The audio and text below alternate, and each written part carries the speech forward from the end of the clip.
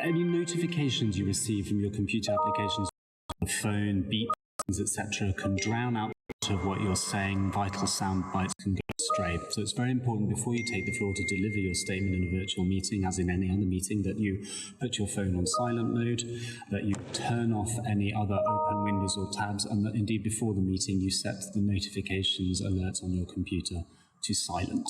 Thank you.